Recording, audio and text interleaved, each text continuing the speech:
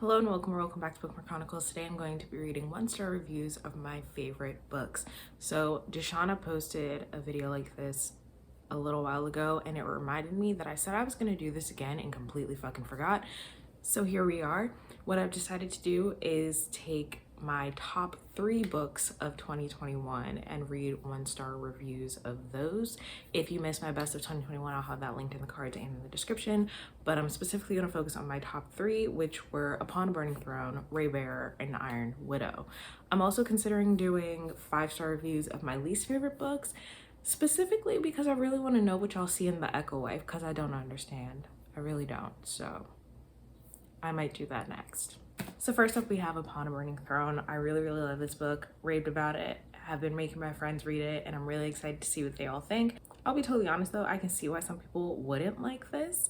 I do have a full review of the entire Burnt Empire saga on my channel, so I will also have that linked, but let's get into the reviews.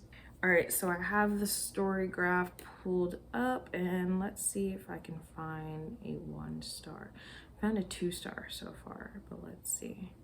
I'm not seeing any 1-star reviews at the moment. Okay. Found some 2-star reviews and DNFs. This person gave it 2 stars, DNF'd at 67%. I feel like that's a long time. Interesting story, unfortunately weighed down by overlong, often redundant writing. Okay. Someone gave it 2 stars and says no one is more disappointed in this rating than I am. Oh, damn. Okay, 2.5 stars. DNF at 90%? Okay, this person said the pros were great world building, solid mythos, interesting premise, and diverse. Well, it's an Indian fantasy, but okay. And they said the cons were this could have been 200 pages shorter if you cut out the repetitive dialogues and inner monologues. There were large time jumps that were unexplained at times, leaving the story at an important plot point and never exploring the fallout from certain interactions and events. This caused those events to not feel like they had much impact. There were also times when random characters were given perspective and then never seen again. Similarly, characters are introduced and never seen again, making the incredibly long list of characters that much harder to keep track of. Not terrible, probably just not the book for me. I think it was a solid attempt, but ultimately the execution was a bit messy. Okay, yes, there are some characters that are introduced and then you don't see them again because they come back in a different book, because book 2 is a parallel timeline of book 1. So there's actually a reason for that. But that's cool. People are entitled to their opinion, even if it's wrong. Okay, so I found 2 more reviews, no rating, but people are like, oh, I'm bored. This is another 2-star review. It says, I was really looking forward to the new Indian section of fantasy, but I'm really just disappointed. I don't know what that means, but okay. Not enough elephants. What the fuck? I'm sort of disappointed with the protagonists and how they skip them actually coming to terms with their disabilities. They just do. And the non-linear story confused me quite a bit. I'm just not sure about this one. The princess mentioned in the prologue, the justification for the war, disappeared and was never mentioned again. The female characters seem to only appear in as pregnancy machines. That's not true at all. It was interesting temporarily, but I got very tired of disjointed time frames and slightly sexist tropes. First of all, I don't feel like the lack of elephants is a valid criticism. Yes, the princess is mentioned, and again, it's a parallel timeline. She has the entire second book. Like, the second book is following Krishna. That's like the whole point. Women only appearing as pregnancy machines, that's not true at all. To say that about Audrey and Shveit's mothers, fine, that's totally fair. But to say that about Jelana, Carney, Mela, like, that's not accurate at all. But okay.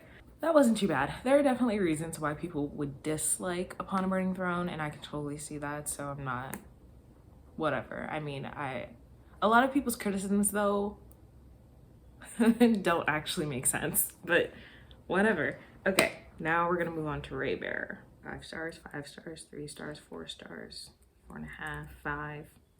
I'm liking these 5s. Someone's review just says Sanjeet with hearts, which is very fair. I might have to consult Goodreads on this one.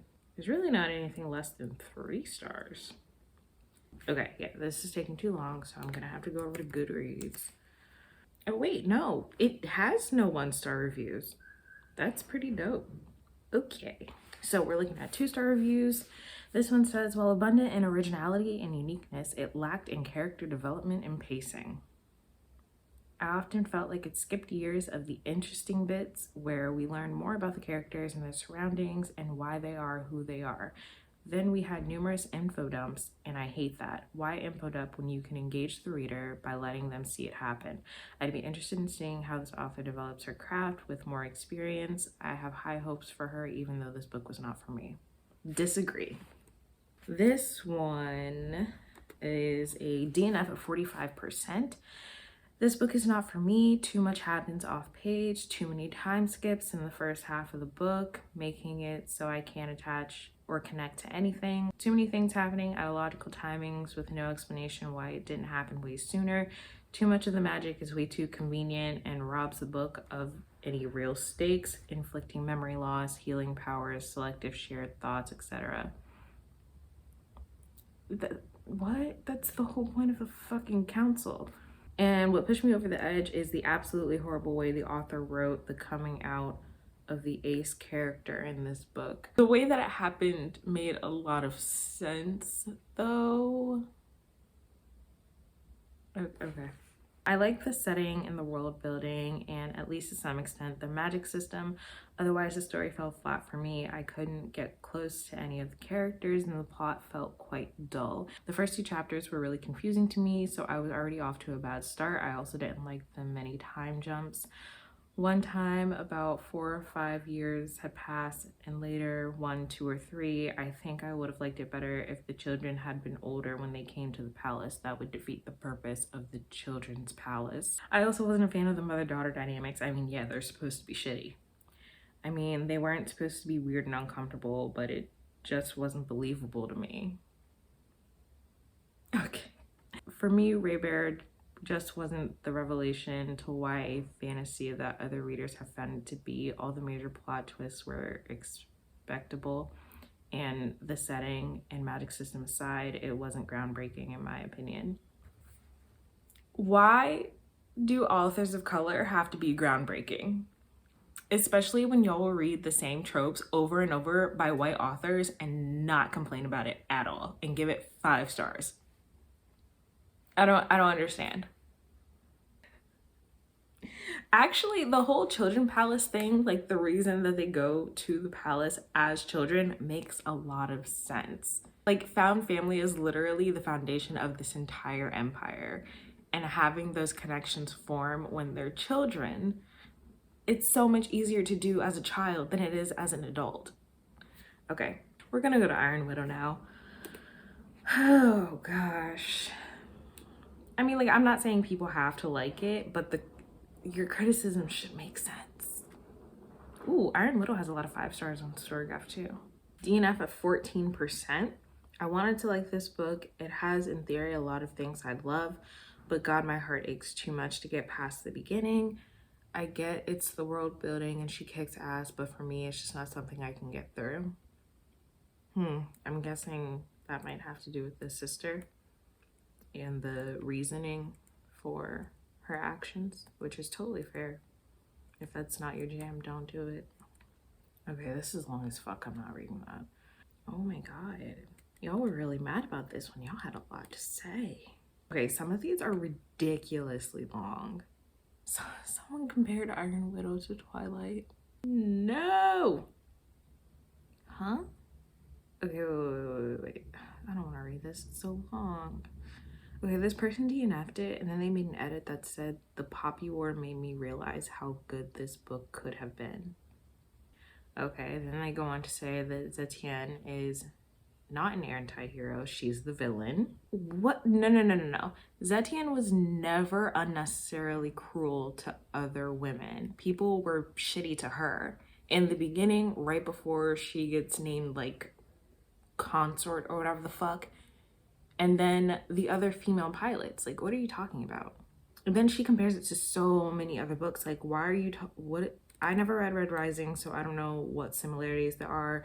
There's a comparison to one of the ACOTAR books. Oh God, why are there no short reviews? These are all literal. Oh my God, it's still going. This one says, the author should stick to writing nonfiction and educating people about Chinese history instead of trying their hand at YA historical fantasy. This was bad. I'll admit I was drawn in by the hype, which Among Us wasn't. No, not everybody gives a fuck about hype. I was drawn in by the hype after their viral Twitter thread about the 2020 live action Mulan remake, you know? The one that everybody hated, which is one of the main reasons their novel ended up becoming so popular and successful. I'm not sure that's accurate. Fame is a fickle thing, kids. Anyway, I have no doubts that Zhao is a lovely person in real life. They're certainly charismatic and intelligent online, and I've enjoyed watching their YouTube videos, but this novel was simply not good. The writing was juvenile, the world building was sloppy, the plot was terribly paced, the characters were flat, the motivations were unclear or simply uninteresting, and the dialogue, oh boy, the dialogue. It felt like every parody of postmodern presentist feminism I've ever seen, and not in a good self-aware way. There are some obviously self-indulgent books that are still fun to read. This was not one of them. Oh, and as a closer, I'll repeat the edict that no author who rates their own book 5 stars has written a 5-star book. I'd love to be proven wrong, of course, but Iron Widow was not the book to convince me. This one says, listen, I was ready to be absolutely on board with the premise of this book, the feminist message, polyamorous representation, but I'm here to tell you that sadly the writing is actually pretty terrible. The world building feels flat and unreal. The characters don't make sense, and all the dialogue reads like they are modern teenagers instead of people from a fantasy world caught up in an unending war. Okay. That said, the book gave me great lines such as love doesn't solve problems, solving problems solve problems, and a triangle is the strongest shape, both of which are supposed to be intensely serious moments in the book but made me laugh pretty hard, so that's something. Y'all know it's a fantasy world, right? People are really writing novels on Goodreads about this. Oh my God. Every single woman in this feminist story is a villain. Are they? The heroine's mother is an abuse victim who eagerly shoves both her daughters towards abuse and certain death. Yes, that's accurate. To promote the interests of her all-important son. Yeah, that's fair. Heroine goes on a revenge killing spree. Sort of, but okay. Tortures someone for information. She wasn't the only one that did that. And then brutally murders her entire family to prevent them from being used as leverage against her when she decides to further the government and install herself as empress. I mean, that's not exactly what happened, but okay. Okay, she's complaining about girl hate, which is totally fair and something that I also hate. But the fact of the matter is, that shit still happens. Like, that is an accurate representation of how some women feel towards other women. The patriarchy is massively played up, from traditional foot binding to deliberately allowing girls to die to fuel the giant mechs. Yeah, that was like the whole fucking point. At a rate that I can't help but imagine is unsustainable at the described levels, especially over the described length of time. This should be literally impossible to maintain.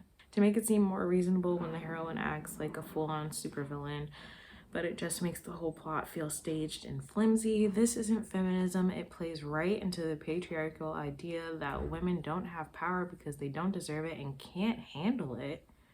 A few pithy lines about equality and the world's most hilariously easy polyamorous triad can't rescue it. Wow. Oh man, I forgot to move the book. There. Nothing about dating 2 men is feminist? That's what you took away from this. Oh my God. This is hilarious.